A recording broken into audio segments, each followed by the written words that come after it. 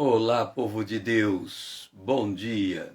Estamos iniciando Manhã com Deus, a jornada do Tabernáculo de Moisés. São 6 estações, uma estação a cada 10 minutos, 1 hora na presença de Deus. Bom dia, Rita, seja bem-vinda esta manhã.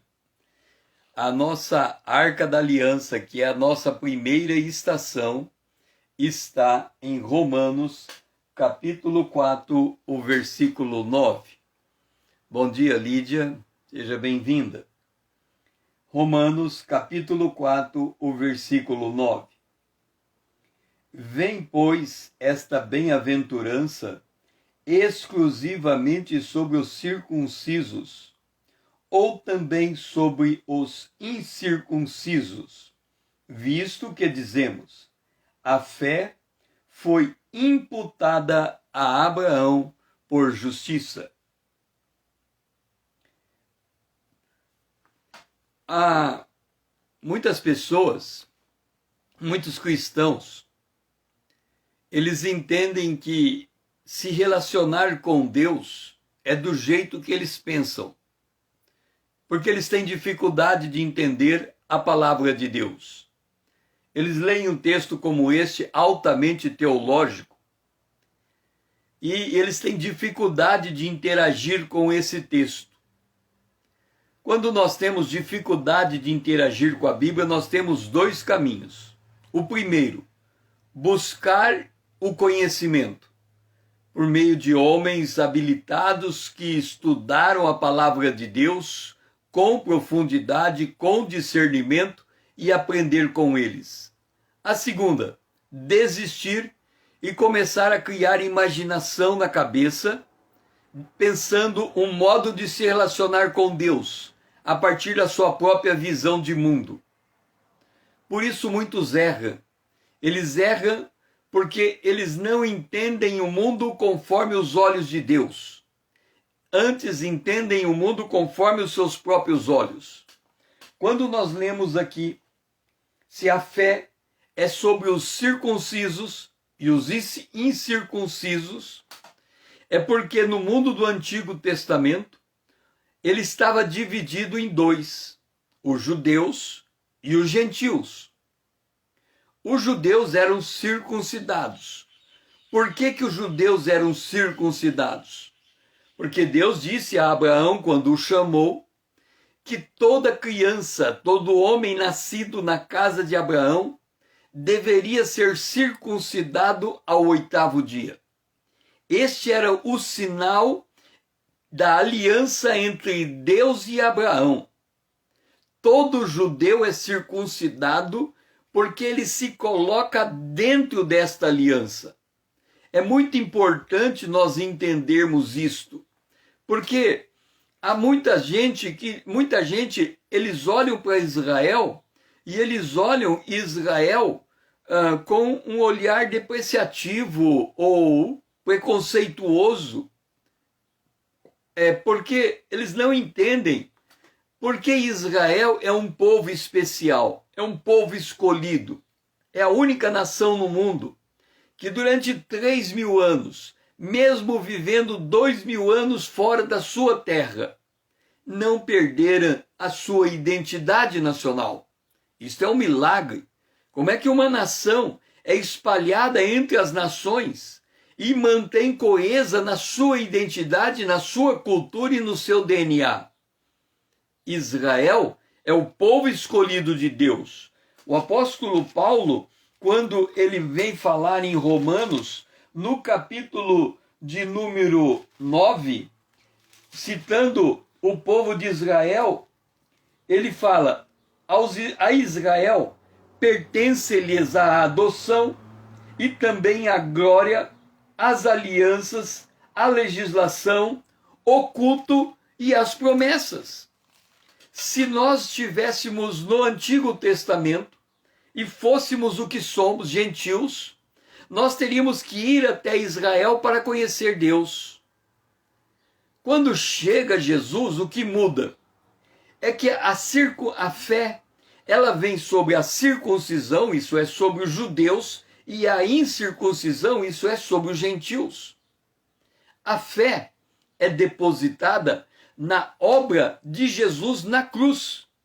Então, quando lemos que a fé foi imputada por justiça a Abraão, Abraão, ele é pai dos circuncisos, porque dele nasce a aliança da circuncisão, mas ele também é pai dos incircuncisos, porque antes de ser circuncidado, ele era incircuncidado. Ele foi chamado incircuncidado.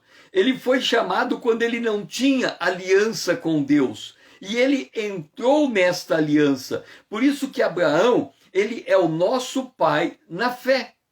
Adão é o nosso representante legal na queda.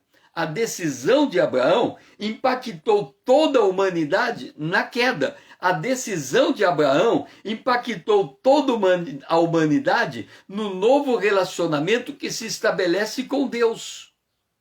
Quando nós estamos à noite falando sobre a Enoque, Enoque andou com Deus, o texto aos Hebreus, apontando que Enoque andou com Deus e Deus o trasladou, ou seja, ele retirou vivo, Deus te retirou vivo da terra, Enoque, e levou para o céu. Enoque fez isso pela fé. E depois o texto diz, no verso seguinte, a citação de Enoque, em Hebreus capítulo 11, de que sem fé é impossível agradar a Deus. A fé é o dom que é concedido por Deus, não é um dom natural. Existe uma fé natural. Por exemplo, a pessoa tem fé na sua competência. Ela pode dizer, eu sou apto a conseguir alcançar os objetivos que eu pretendo. Ela tem fé em si mesma. Nós depositamos a nossa fé em Deus. Então, Abraão, ao depositar a sua fé em Deus, ele recebe em troca da parte de Deus a justificação. Aqui diz, a fé foi imputada a Abraão por justiça, ou seja, ele queria ir para o céu, ele queria as coisas invisíveis, ele queria um relacionamento com Deus. Como é que esse relacionamento que ele quer com Deus vem porque ele ouviu a voz de Deus? Deus disse, Abraão, sai da tua terra, sai da tua parentela, vá para a terra que eu te mostrarei e tu serás uma bênção. E Abraão creu nessa palavra. Ele creu no Deus que estava orientando os seus passos. Então Abraão é diferente de um homem qualquer. Por exemplo, um engenheiro. Ele vai construir um edifício. Como é que ele sabe que a estrutura que ele está construindo é apta a suportar um edifício? Por duas razões. A primeira, alguém lhe ensinou aquela técnica. Ele aplicando aquela técnica, ele tem convicção de que os seus cálculos estão corretos. Então ele faz porque ele aprendeu e ele está reproduzindo o que ele aprendeu. Da mesma maneira, quando nós entendemos a palavra de Deus, nós criamos uma conexão de fé.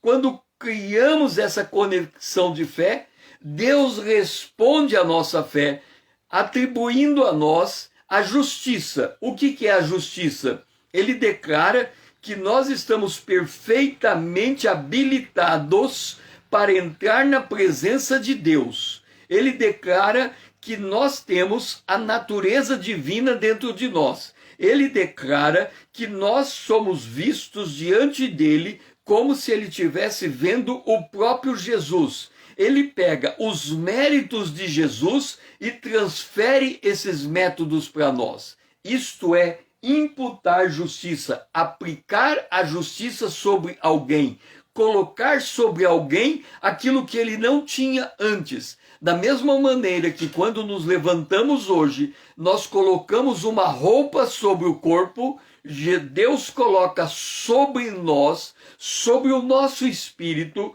uma justiça. Ele imputa, ele declara que nós somos justificados em Cristo Jesus. Pai, nos ajuda, Senhor, a entender a nossa conexão com Deus. nós nos conectamos com Deus por meio da fé, porque cremos na tua palavra. Mas esse mesmo caminho que nos leva a pousar a nossa confiança em ti, traz de retorno de ti para nós esta justificação, esta aceitação. Nós somos plenamente aceitos por ti. Por isso nós oramos agradecidos nesta manhã, em nome de Jesus, o teu Filho amado, a quem nós amamos. Amém. Romanos capítulo 4, verso 12, é onde está estabelecido o nosso altar de ouro.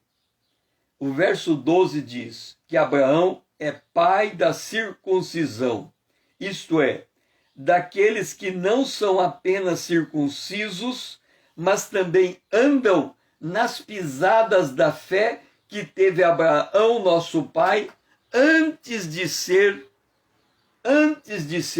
circuncidado. Vamos entender o que Deus está falando conosco. Deixe-me dizer uma coisa. Nós passamos neste mundo por tribulações. Muitos de vocês estão enfrentando lutas no seu dia a dia. E quando nós estamos enfrentando lutas, o que mais queremos é o livramento, a libertação, a vitória. Mas esta vitória que nós queremos, ela não pode vir a qualquer preço.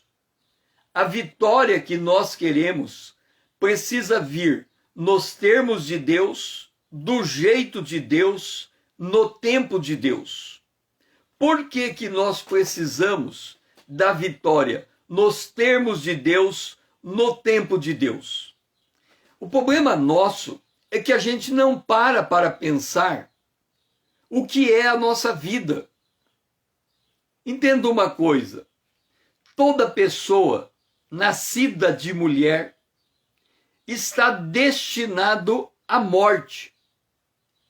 Toda pessoa nascido de mulher está destinado à morte. Isto significa que se Deus cruzasse os seus braços e ele estabelecesse um cronômetro de vida sobre cada um de nós, e ele estabelecesse que indistintamente todo ser humano iria viver por 70 anos na Terra e depois morrer, a partir do dia que você nasce, a tua contagem é regressiva. Quanto mais próximo dos 70, mais próximo da morte. Quanto mais próximos do 80, mais próximo da morte. Então, se Deus não fizesse nada, você estaria morto, ou morrendo, ou indo para a morte. O que significa isto?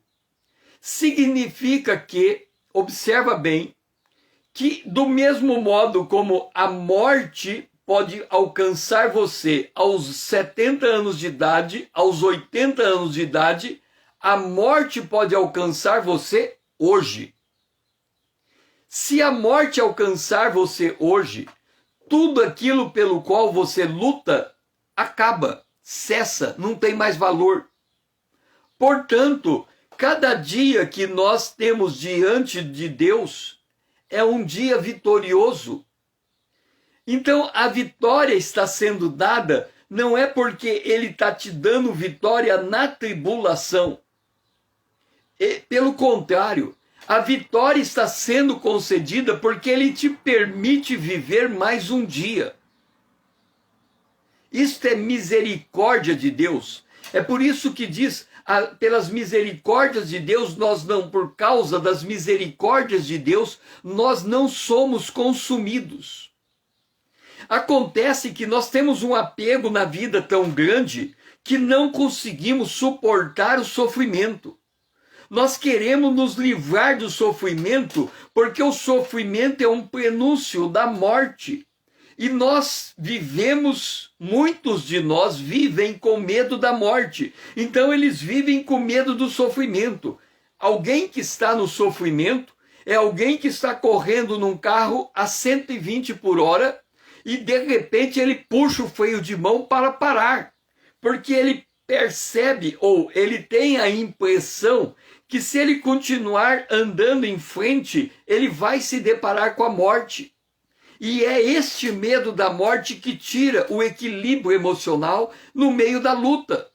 Porque a pessoa olha para a luta e ela olha para si, ela olha para a sua fraqueza, ela olha para a sua deficiência. Mas olha o que Deus diz aqui. Abraão é o pai de quem? Da circuncisão. Ou seja, Abraão é o pai daqueles que ouvem a palavra de Deus, diz que o filho ao 8º dia tem que circuncidar, e ele se circuncida, porque ele obedece à palavra de Deus. Mas Abraão também é o pai daqueles que não são circuncidados. Por quê?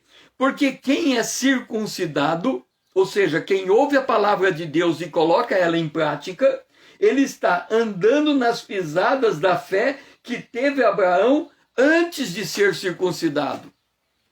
Isso significa que Abraão estava destinado à morte. Deus chega até ele e diz: Abraão, eu vou mudar a tua vida. Eu vou mudar a rota da tua vida.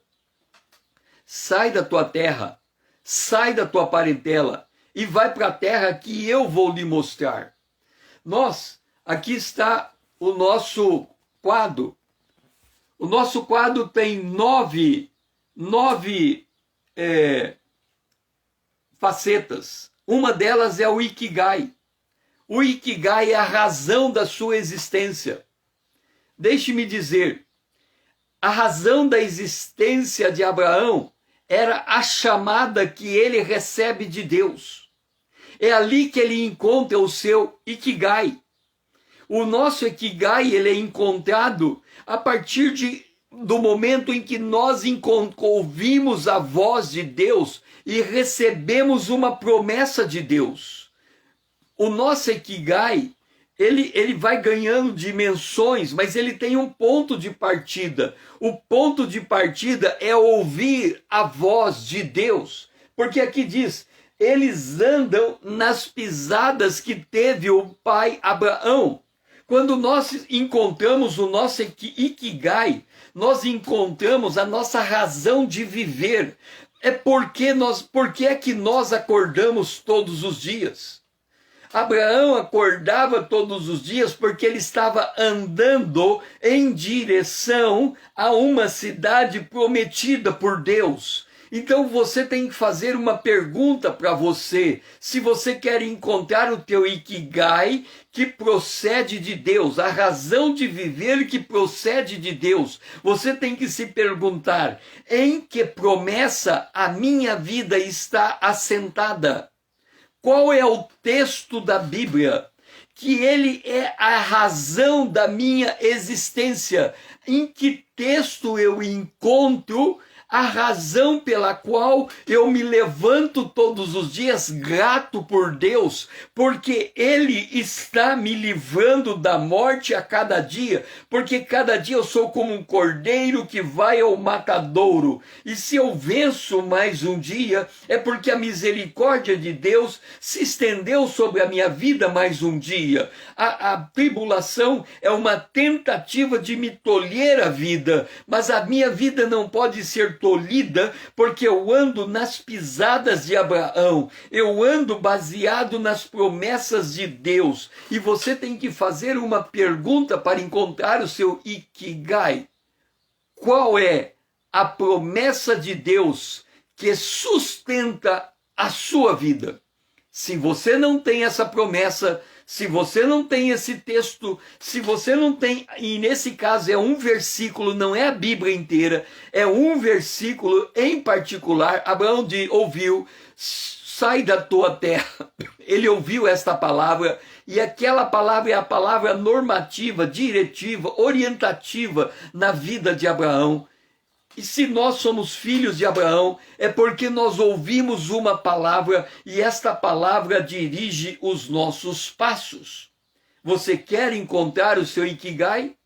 Qual é a palavra, o texto, o versículo que sustenta a tua existência? Pai, nos ajuda a encontrarmos a razão de viver. A razão de viver, Senhor, ela surge no momento em que nós ouvimos a tua voz e o Senhor deposita em nossos ouvidos uma promessa e nós passamos a nos guiar por esta promessa. Nos ajuda a encontrar, Senhor, esta promessa, este texto, este versículo, porque é nele que se fundamenta o nosso andar com Deus. É ali que inicia a mudança de rota. Nós deixamos de andar do nosso jeito e passamos a andar do jeito de Deus. Nos ajuda, nos ensina, nos abre os olhos para encontrarmos na palavra de Deus esta promessa. Esta é a nossa oração, em nome de Jesus, o teu Filho amado, a quem nós amamos. Amém. Agora, nós podemos ir para o nosso café da manhã, já que estamos buscando a razão da nossa existência. Se nós somos filhos de Abraão, é porque nós ouvimos uma chamada. Essa chamada está dentro dela uma promessa. É por meio desta promessa que nós caminhamos dia a dia. Esta promessa nos faz acordar, esta promessa nos faz caminhar, esta promessa nos faz resistir à tribulação, esta promessa nos dá convicção de que Deus está conosco, que nós estamos andando com Ele e que a vitória está vindo. Então, quando lemos no verso 13 de Romanos 4, nós ouvimos, não por intermédio da lei, que a Abraão ou a sua descendência coube a promessa de ser herdeiro do mundo, e sim, mediante a justiça da fé. Deixe-me dizer uma coisa. Tem muita gente procurando o seu Ikigai. Ikigai é um termo, uma palavra japonesa para traduzir razão de viver. Tem muita gente procurando a razão para viver. Tem muita gente que está desesperado, agoniado, deprimido, depressivo. Ele perdeu a vontade de viver. Por que ele perdeu a vontade de viver? Porque ele está buscando a promessa de Deus no lugar errado.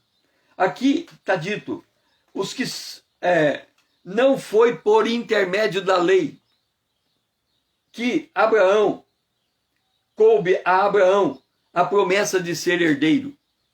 O que é a lei? A lei são os 10 mandamentos.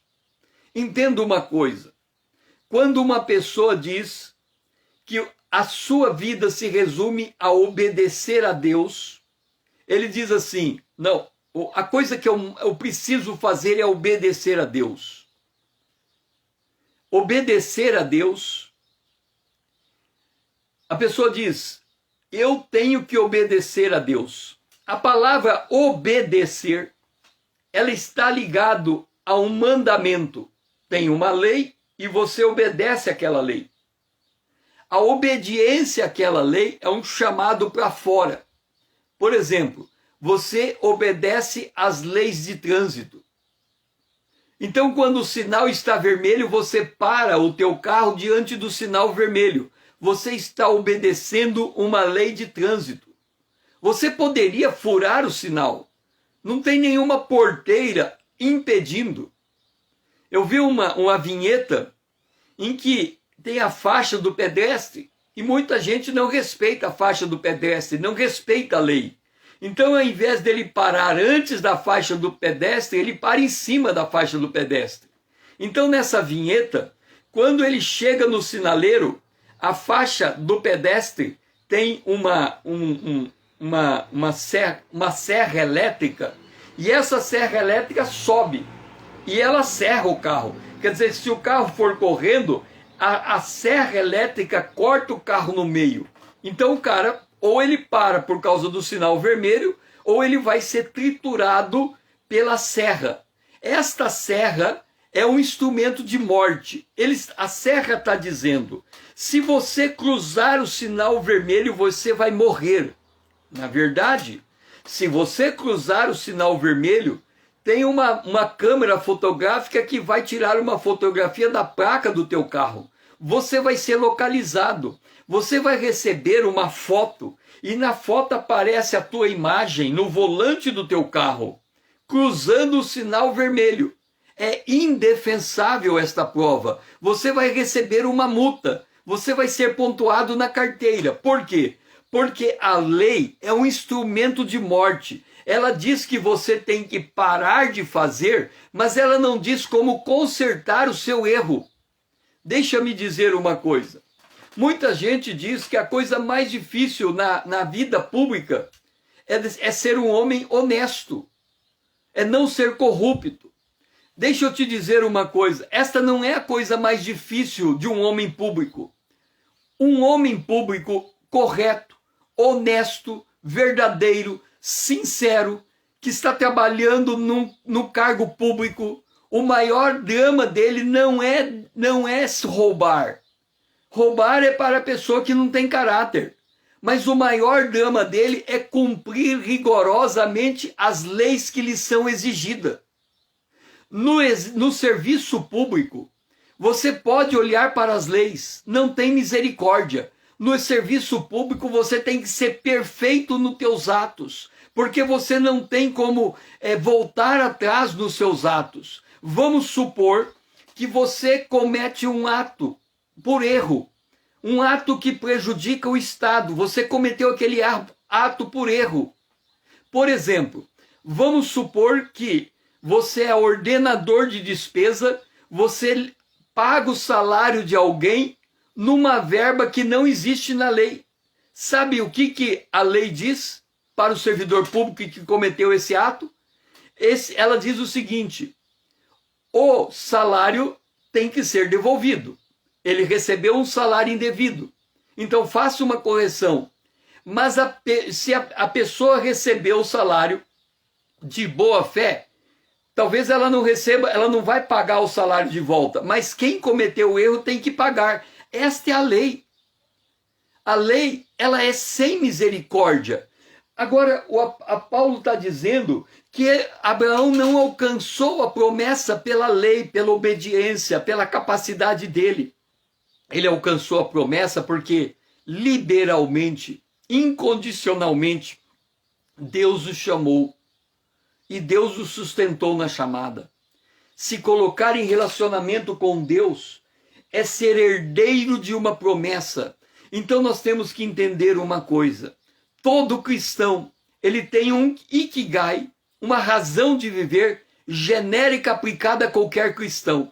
O drama que nós vivemos é que nós nem sequer conhecemos as nossas promessas genéricas e queremos uma específica. Nós nem temos convicção de que somos filhos de Deus e queremos andar com Deus. Se nós não conseguimos entender a justificação pela fé, como é que nós vamos entender a regeneração, que é algo ainda mais profundo? Se nós não entendemos o beabá, como é que vamos ler um livro? Se nós não fomos alfabetizados, como é que vamos entender coisas complexas? Nós temos que entender uma coisa. Deus nos deu uma razão de viver. A razão de viver que Ele nos deu é indistinta a todo cristão. Quem tem o Filho tem a vida. Quem não tem o Filho não tem a vida eterna. Então, se eu quero entender a razão de existir, eu tenho que entender que eu tenho Jesus, eu vivo para Ele. É isso que está dizendo o verso 13. Não é por intermédio da lei que eles receberam, que coube a promessa, mas é mediante a justiça da fé. Abraão creu no seu chamado e isso mudou a sua vida. Quando nós cremos no nosso chamado, nós deixamos de colocar a vida natural em primeiro plano. A vida natural entra em segundo plano. Em primeiro plano está o reino de Deus. Em primeiro plano está a justiça de Deus. Todas as outras coisas vão nos ser acrescentadas. Elas nos vão ser dadas. A nossa dificuldade é conseguir mudar os planos da nossa vida. Muitos de nós continuam ainda atolados nos problemas do dia a dia, sem dar espaço para aprender que Deus tem um novo jeito de viver a nos apresentar, um novo modelo de como devemos andar com Ele. E nós, a partir do momento em que nós entendemos isso, e nós entendemos por meio da fé. A promessa de ser herdeiro do mundo é dado por meio da fé. Então, o propósito é a razão de viver. Quando nós temos um propósito, nós temos perspectiva. Quando nós temos perspectiva, nós mudamos a nossa conduta. Pai, nos ajuda a encontrar esta promessa e a crer nessa promessa. A nossa vida contigo, o nosso andar com Deus, começa a partir da promessa. Por isso, Senhor, nos ajuda a encontrar esta promessa. Então, no Ikigai, nós vamos encontrar que o fundamento, a razão de viver,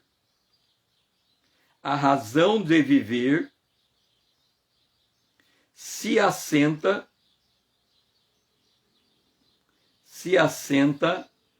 na promessa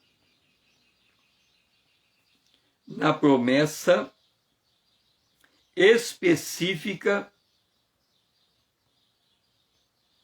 de Deus. Então, se você quer encontrar a sua razão de viver, você tem que encontrar uma ou mais, mas pelo menos uma promessa específica de Deus. Então, vamos lançar luz a isso. Romanos capítulo 4, verso 16. Esta é a razão porque provém da fé, para que seja segundo a graça, a fim de que seja firme a promessa para toda a descendência, não somente aos que ao que está no regime da lei, mas também ao que é da fé que teve Abraão, porque Abraão é pai de todos nós. Entenda, a razão por a lei, ela aponta a condenação no erro. Então, por exemplo, a lei diz assim: se você furar o sinal vermelho, você paga uma multa. Então vamos lá. Você está de madrugada, tudo escuro. Você acordou de madrugada e entrou no teu carro porque você precisa levar alguém no posto de saúde. E você fura o sinal vermelho e aquela foto é batida. A multa chega para você. Você tem que pagar a multa, quer você tenha um motivo para furar o sinal vermelho ou não. Por quê? Porque o sinal vermelho vai dizer o seguinte: se você furar o sinal vermelho, mesmo que seja por uma emergência de vida, você está pondo outra vida em risco. Porque se o outro lado vê o sinal azul, verde, ele vai cruzar o sinal. E se você estiver cruzando no vermelho, você vai bater em alguém que está no direito de cruzar. Mas você acha que o teu direito sobrepõe ao direito do outro. Então você diz: agora eu tenho direito para furar o sinal vermelho, porque eu tenho uma razão maior do que a lei. Não existe razão maior do que a lei. A multa vai chegar na tua casa, não importa as explicações que você lhe dá. Então a lei, os 10 mandamentos é sem misericórdia. Ou você obedece, ou ele te mata. Não tem alternativa. Ou você obedece toda a lei, ou a lei te mata. Por outro lado, a promessa de Deus é feita pela graça. Ela leva em conta a nossa fraqueza. Ela leva em conta o nosso pecado. Ela se assenta única e exclusivamente na autoridade de Deus. Por isso é que é por graça, você não faz por merecer. O propósito da tua vida, ele é alcançado sem você merecer este propósito de viver. Deixe-me dizer uma coisa.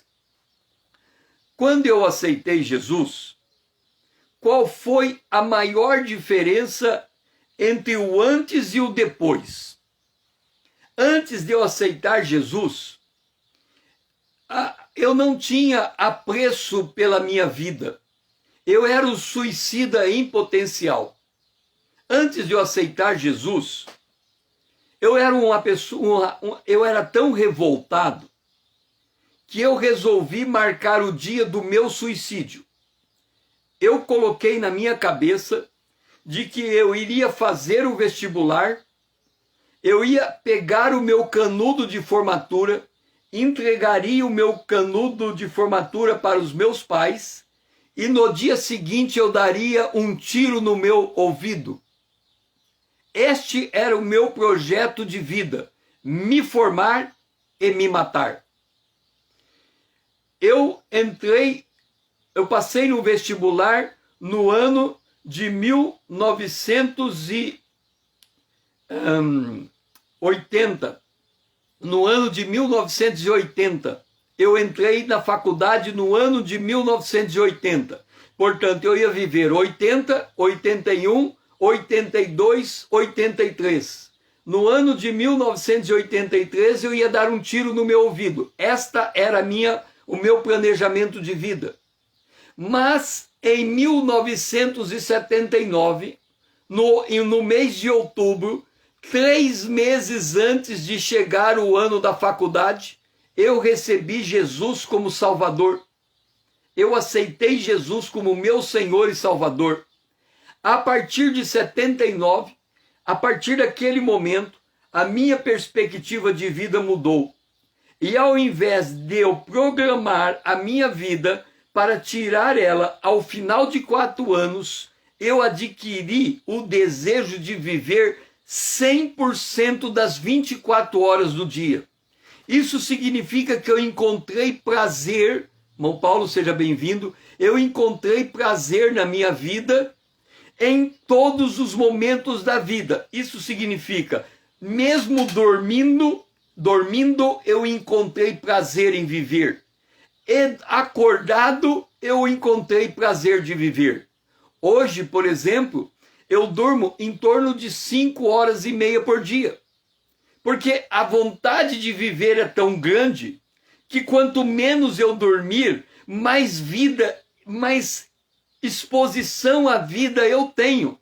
Isso é ser herdeiro de uma promessa, a gana, a vontade de receber de Deus, de estar na presença de Deus é tão grande que me faz acordar hoje, diariamente, às 3 horas da manhã.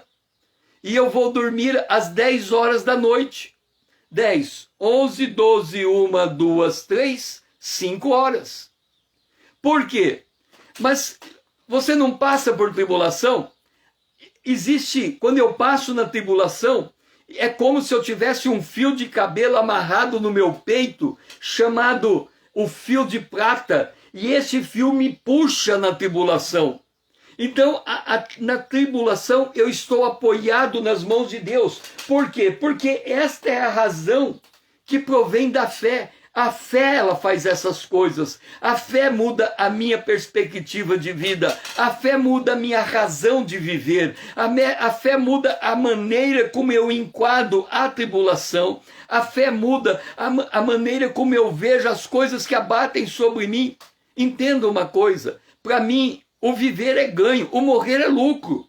Então, se eu ganhar algo numa tribulação, é ganho. Mas o lucro é a morte. Então, não há nada mais que me coloca medo, porque a morte, a Bíblia diz em Hebreus capítulo 2, que Satanás domina os homens por medo da morte. Quando eu estou na tribulação, desesperado, agoniado, eu perco o meu equilíbrio emocional, é porque eu estou com medo da morte no meio da tribulação, é porque eu estou vivendo debaixo da lei.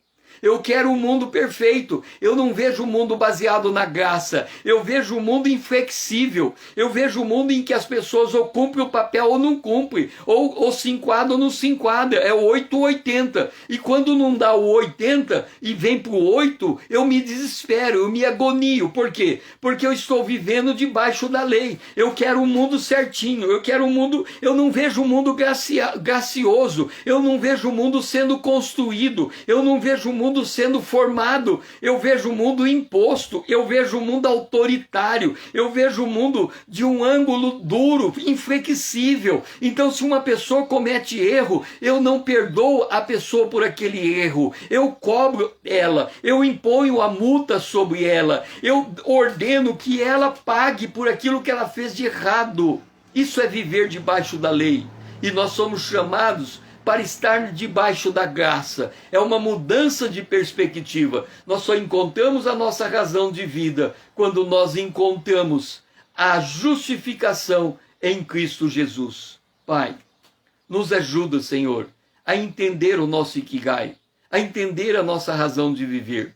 Nós caminhávamos para a morte, tudo estava dando errado, mas agora o Senhor entrou na nossa vida e já temos a vida eterna. Não tem como mais as coisas darem errada. Isso muda completamente a lógica da nossa existência. Nos ajuda, Senhor, a encontrar a verdadeira lógica da nossa existência, que não é a lógica do mundo, é aquela que procede de Ti. Essa é a nossa oração, em nome de Jesus, o Teu Filho amado, a quem nós amamos. Amém. Agora nós vamos para a pia de cobre. A pia de cobre é uma bacia de água. E a água é a palavra de Deus. E nós vamos refletir na palavra de Deus para sermos moldados por ela. E está no verso 10 e o verso 11 do capítulo 4. Como, pois, lhe foi atribuída, como a justiça foi atribuída a Abraão, estando ele já circuncidado ou ainda incircunciso? Não no regime da circuncisão, e sim quando incircunciso, e recebeu o sinal da circuncisão como selo da justiça da fé que teve quando ainda incircunciso, para vir a ser pai de todos os que creem, embora não circuncidados, a fim de que lhe fosse imputado a justiça. Entenda uma coisa, a nossa vida, aqui está a linha da vida. A linha da vida, quando nós olhamos a linha da vida, o que a gente... Você se lembra do teu nascimento ou da tua infância, qualquer coisa da tua infância? Se você se lembra da tua infância, é porque a tua vida é um contínuo. Ela é tudo ligada. Então, se alguém lhe magoou no passado, a pessoa tende a carregar a mágoa com ele. Se alguém lhe feriu no passado, a pessoa tende a carregar aquela ferida com ele. Porque ela olha para trás e ela não vê nada, senão a sua própria vida, a sua existência, como uma coisa que nunca para. Se nós examinarmos por que a gente não tem tempo, eu sou amigo do tempo. Por que eu sou amigo do tempo? Porque não tem na minha memória nada que eu olhando para trás, aquela coisa me traga dor. Porque tudo que foi o meu passado, ele foi tratado na cruz e eu tenho paz. Eu liberei perdão. Então, quando eu me converti, eu era da Igreja Católica. Aí, deixe-me contar uma cena. Um bispo, ele estava fazendo a missa e eu estava na igreja e eu era criança, devia ter uns 10 anos. E aí tinha o culto das crianças, a missa das crianças. E no meio da missa, o bispo disse para uma mãe: mãe, se levanta e vai lá para fora da igreja, porque a tua criança está chorando e ela está me atrapalhando a fazer a missa. Aquela mãe teve que se levantar com a sua criança chorando e sair da igreja. Eu fiquei com raiva daquele bispo. Aquela raiva que eu tive daquele bispo foi uma das razões que me levou a querer tirar a minha vida depois que eu me formasse. Eu carregava aquela mágoa daquele homem por ter mandado aquela mulher com a criança para fora da igreja. A lei é assim, ela é inflexível. Eu olho para aquele evento e eu condeno aquele evento. E como eu não sou capaz de ir lá naquele bispo e falar umas poucas e boas com ele, eu guardo esse evento dentro de mim e fico remoendo. E ao remoer aquele evento, eu me torno uma pessoa rancorosa. E eu, por me tornar uma pessoa rancorosa hoje, por causa de um evento que aconteceu lá atrás, que eu não liberei perdão, eu reflito no meu relacionamento de hoje o rancor que eu tenho por um evento. Acontece que a vida do crente, ela tem um diferencial. Ela tem a cruz. Ela tem o momento em que ele aceitou Jesus. E antes, ele tem, quando ele não tem Jesus, ele tem a velha natureza. A velha natureza. Ele não aceitou Jesus, então ele tem a velha natureza. Mas ele aceitou a Jesus. Ele tem agora uma nova vida. Ele é uma nova criatura. Muda completamente as lógicas da existência. O nosso drama é que a gente não observa esse marco e a gente olha para o passado como se ele estivesse no presente. A gente olha para aquele que nos feriu, para aquele que nos magoou, para aquele que nos entristeceu, para aquele que nos deixou desamparado, e a gente, por causa da lei, a gente condena aquela atitude. A gente não injeta graça no passado. O que é a cura do perdão? O que é a cura psicológica? O que é a cura da alma? É você olhar para a tua história e injetar na história uma vacina. Ou seja, ao invés de você olhar do jeito que você olha, de condenação, olhando baseado na lei, você diz, o meu pai tinha que me amar, o meu pai não me amou, então eu não quero mais saber do meu pai. Isso é a lei. Ou o pai cumpre o que você quer, ou ele não cumpre. É 8 ou 80. Então, se ele ama você, você ama ele. Se ele não ama você, você abandona ele. Então, esse ato de abandonar é o que a lei faz. A lei é inflexível. Furou o sinaleiro, multa para ele. Aí você fala, mas me perdoa, eu me arrependi de furar o sinaleiro. Vai pagar multa de qualquer maneira. Não tem arrependimento na lei. A lei não abriu caminho para arrependimento. Agora, quando eu recebo Jesus, como diz aqui no verso 10 e 11, como, pois, lhe foi atribuída a justiça? Ela não foi no regime da circuncisão. Não foi porque Abraão obedeceu a Deus e circuncidou. Foi porque Abraão ouviu a Deus e creu na promessa de Deus. Aquilo é que mudou a vida dele. Por isso, a circuncisão foi um ato posterior, em que ele selou a sua fé. Nós, quando cremos em Jesus, o ato posterior que dá o testemunho da nossa fé é o batismo nas águas. Então, quando cremos em Jesus, se de fato cremos no Jesus da Bíblia, Jesus diz, quem crer e for batizado será salvo, significa que eu quero dar meu testemunho público, porque eu estou lendo a palavra de Deus, eu estou ouvindo a palavra de Deus, eu estou entendendo a palavra de Deus, e eu estou vivendo em acordo com a palavra de Deus. Então eu vou a uma igreja local, chamo o pastor e digo, pastor, eu ouvi, criei e agora quero ser batizado para dar meu testemunho público da minha fé, da minha mudança de vida. Mas essa mudança de vida é um ato de fé, é uma imputação de justiça. Deus coloca sobre nós alguma coisa e recebeu o sinal da circuncisão como selo da justiça da fé. Quando nós fazemos algo para Deus, não fazemos por obediência, não é por obedecer. Não é isso que demanda, porque a obediência está vinculada ao mandamento. Nós fazemos por amor. Nós fazemos porque mudou a nossa índole. Nós fazemos porque queremos agradar a Deus. É por isso que Enoque andou com Deus e Deus o tomou para si, porque ele agradou a Deus.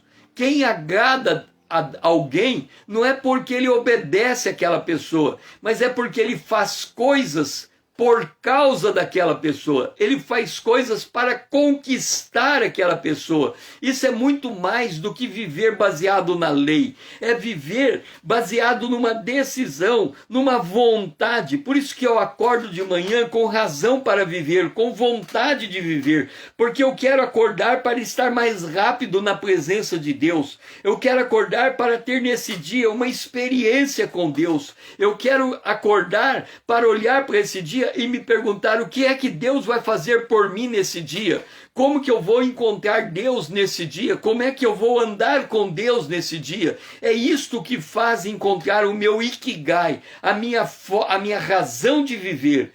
Pai, nos ajuda, Senhor, a encontrar a nossa razão de viver. Esta razão, Senhor, ela nos é atribuída pela fé.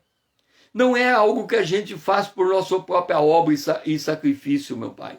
Mas é porque nós temos a partir de então um relacionamento contigo. Nos ajuda, Senhor, a encontrar esta alegria de viver a partir dessa atribuição de justiça. Essa atribuição de justiça que vem pelo perdão dos nossos pecados. Esta é a nossa oração, em nome de Jesus, o teu Filho amado, a quem nós amamos. Amém. Romanos capítulo 4, o verso 14 e 15. Pois se os da lei é que são herdeiros, anula-se a fé e cancela-se a promessa. Olha só, a lei suscita a ira, mas onde não há lei, não há transgressão. A Bíblia diz que o amor encobre multidão de transgressão. Então vamos lá. Imagine você que o teu cônjuge ele faz algo que você não gosta. O teu marido faz algo que você não gosta. A mulher gosta de ter uma casa organizada. Mas vamos supor que o teu marido, todo dia que chega em casa, ele arranca o sapato e a meia e joga no meio da sala. Ok? Ele jogou no meio da sala. Aquela atitude te irrita. Aquela atitude te perturba. E aí, de tempo em tempo, você briga com ele. Será que você não pode me ajudar? Fica jogando o sapato no meio da sala. Por que você não pega o sapato e não põe ele lá no quarto? Olha aqui. A lei suscita a ira. Por quê? A lei diz assim, aqui em casa, ninguém joga o sapato no meio da sala. É lei. Eu estabeleci essa lei. Minha casa, minha lei. Então tem muita gente que diz assim, minha casa, minha lei.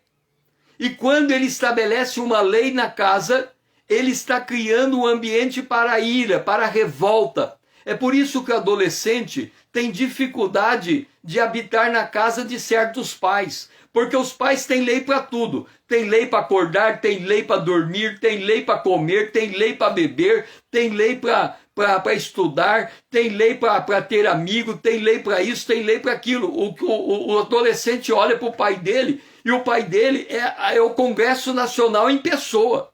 Tem lei para tudo. E ele estabelece a lei, promulga a lei, edita a lei e muitas vezes o filho apanha sem saber que aquela lei já existia.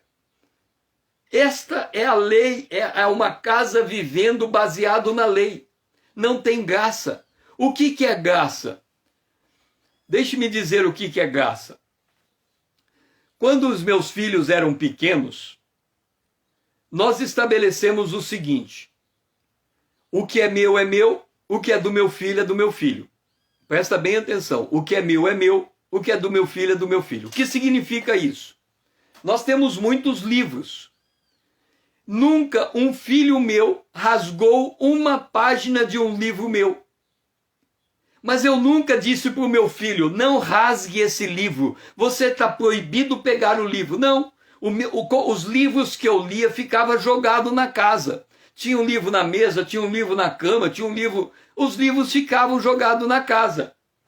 Os meus filhos não pegavam os meus livros. Em compensação, eu não pegava os brinquedos dos meus filhos. Se os meus filhos pegassem os brinquedos e fosse brincar na sala de casa, chegasse no final do dia, eles iriam dormir e eu não podia tirar os brinquedos da sala.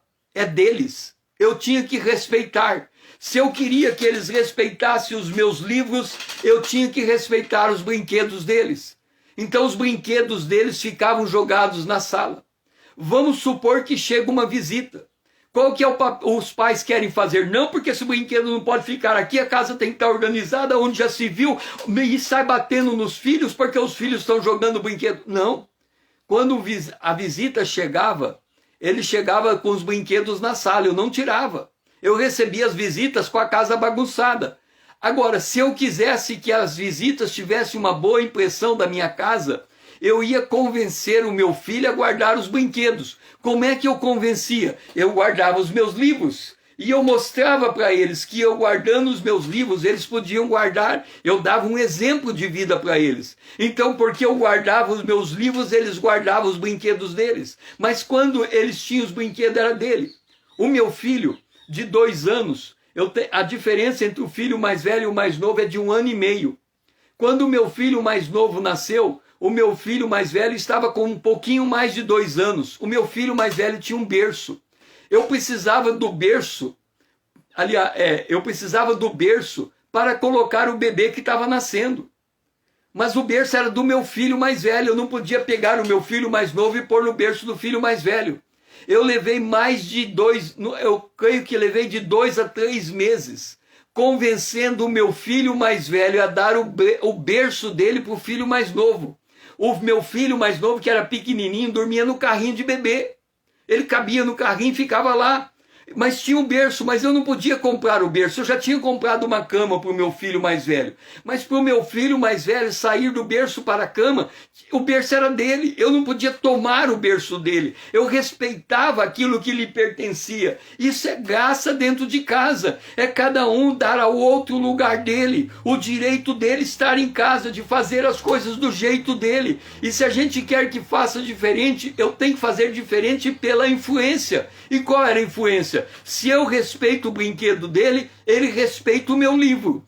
Tanto é que quando meu filho chegava na casa de um estranho, para ele pegar algo da mesa do estranho, ele pedia para mim: pai, eu posso pegar aquilo? Pode, porque ele sabia que a propriedade daquilo não pertencia a mim, não pertencia a ele, pertencia ao estranho. Então ele não podia simplesmente pegar. Então como é que eu consegui desenvolver um relacionamento com os meus filhos dentro de casa? Baseado no exemplo. Eu dizia: se eu não me dou o respeito das coisas dele, como é que eu posso exigir dele o respeito pelas minhas coisas? A lei não. A lei é inflexível. Minha casa, minha lei. Você quer viver na minha casa? Arruma a tua cama. Se você não arrumar a cama, eu te bato. Se eu não te bato, eu ponho de castigo. Então a lei é inflexível, ela não aceita. Hoje, por exemplo, você é praxe das coisas. Terminou de almoçar, lava a louça. Mas vamos supor que não deu para lavar a louça naquele dia. Deixa a louça suja. Por que um vai exigir do outro que tudo tem que ficar certinho do jeito que ele pensou? Por isso que há muito conflito nas casas, porque as pessoas não querem viver no regime da fé, na justiça da lei. Elas querem fazer, na justiça da fé, elas querem viver baseado na inflexível ordenança da lei. É 8 ou 80. E a vida não é para ser vivida desse jeito. A vida é para ser vivida graciosamente. As pessoas têm que ter a liberdade do seu espaço, de viver do seu jeito. E eu tenho que respeitar o jeito dela como única maneira dela respeitar o meu jeito. Eu tenho que aceitar as indiciocracias da pessoa, porque ela também vai ter que aceitar as minhas. Ou seja, nós vamos criar um ambiente de convivência baseado na graça, não na inflexível imposição da lei. É por isso que diz: como lhe foi atribuída, não foi pela circuncisão, não foi porque ele foi lá e cortou e se circuncidou, não foi. Foi antes da circuncisão. Deus nos chama a um relacionamento com ele na graça, nos encontra no lugar em que estamos. E se vamos nos colocar em obediência, Jesus disse assim: quem me ama guarda as minhas palavras. Quando eu obedeço como nova criatura, É porque eu guardei a palavra dele e quero fazer exatamente como ele pede, porque eu amo fazer as coisas que ele ama. Eu amo estar na presença de Deus. Eu amo viver andar com Deus. Então eu quero achar um jeito de agradá-lo.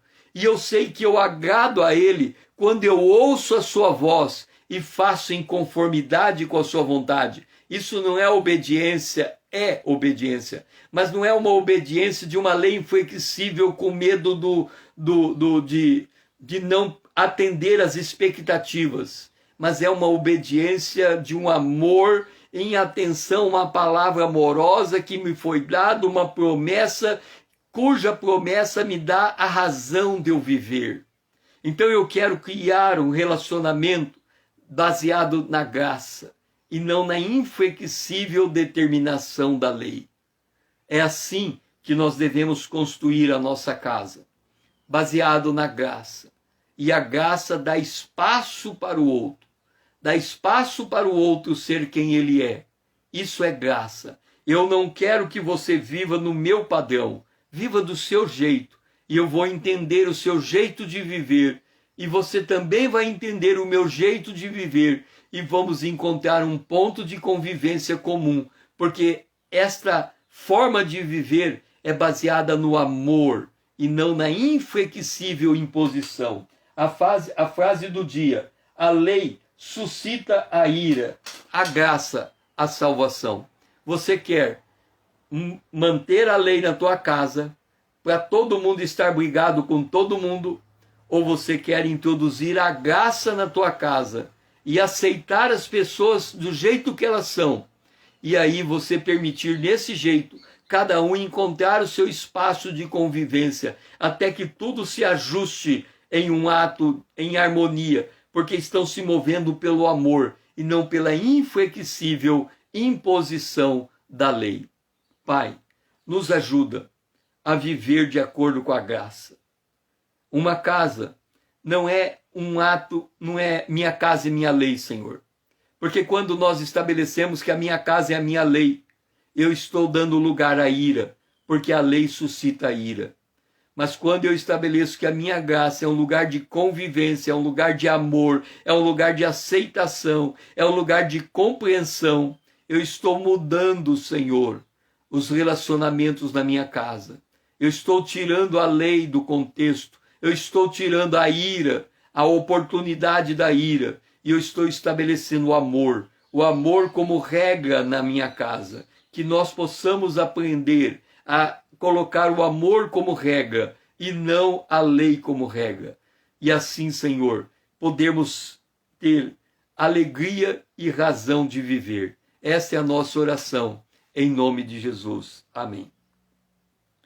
Veja que coisa, né? A razão de viver aqui, de viver, se assenta na promessa da lei, na promessa específica de Deus. Eu vou colocar aqui: a razão de viver se fundamenta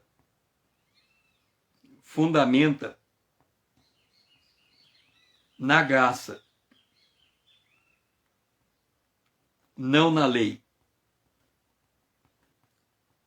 Na lei. E é interessante que esse mapa cognitivo que nós estamos criando, desde que a Lídia fez aquela imagem do Ikigai e associou o Ikigai, o quadro do Ikigai, para dar entendimento do que ele é nesse quadro, eu fiquei me perguntando: Senhor, em que manhã com Deus eu vou falar do Ikigai? E hoje esse texto deu oportunidade de achar o espaço do Ikigai. Deu oportunidade de nós entendermos da onde procede a nossa razão de viver. É de uma promessa, porque aí ela é construída baseado na graça e não na inflexível imposição da lei. Que nós possamos orar a Deus e encontrar o nosso Ikigai. Esse quadro, ele está sendo construído. É uma construção de uma existência. Eu já tenho ele preenchido aqui em muitos pontos. Eu não sei como é que está o seu quadro, como é que estão as suas anotações. Eu tenho pedido para você compartilhar conosco o que você está anotando, para que ajude o outro também a fazer a sua própria anotação, para que a gente crie uma comunidade de pessoas que compartilham a fé uns com os outros para o crescimento mútuo, porque cada um enxerga de um jeito, mas há uma convergência quando todos nós estamos apoiados na palavra de Deus. Então nós temos que ser proativos nesse sentido, não podemos ser passivos, nós temos que ser proativos de construir o nosso mapa cognitivo, a fazer as devidas anotações desse mapa cognitivo, porque somente quando nós tiramos da cabeça e colocamos no papel é que a gente consegue enxergar aquilo que Deus está fazendo em nossa vida. O Ikigai, o mapa está no Instagram. Se você voltar alguns pontos atrás, está lá o mapa com todas as frases. Você faz a ampliação e ele está sendo construído e ele vai ser, o quadro vai ser mostrado. Mas se você for lá atrás, voltar no Instagram, você vai encontrar o mapa. Deixe-me ver aqui se eu consigo localizar esse mapa. Tem um jeito aqui de mostrar a imagem, mas eu não... Tem um jeito aqui no Instagram. Vamos ver se aqui. Imagem. Não tem. Eu vou colocar na BIOS. Na BIOS não. Eu vou colocar aquela imagem, eu vou colocar ela no Story. No Story, acho que é no Story. Para você ver. Depois você procura lá atrás. Constrói. E nós estamos construindo esse quadro, esse mapeamento cognitivo, e logo ele também vai estar disponibilizado. Mas você já pode entrar dentro dele e fazer o seu mapa cognitivo. Alex, seja bem-vindo. Nós estamos encerrando esta Manhã com Deus. Ela começou às 5 horas em ponto.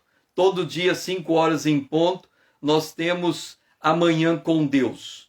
E aqui nós estamos encerrando a frase do dia hoje: a lei suscita ira, a graça, a salvação.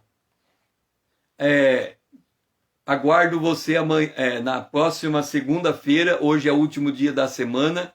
Na próxima segunda-feira reiniciamos a nossa Manhã com Deus. Vocês vão continuar recebendo instruções a respeito do mapa cognitivo. Que o Senhor seja louvado.